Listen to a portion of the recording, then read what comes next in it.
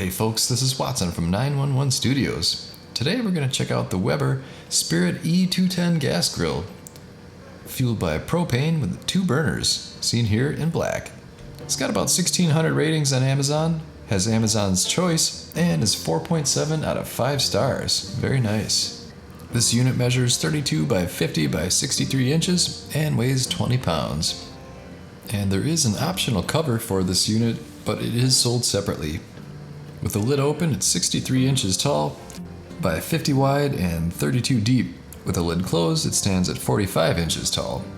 The primary cooking area is 360 square inches, and the warming rack area is 90 square inches total.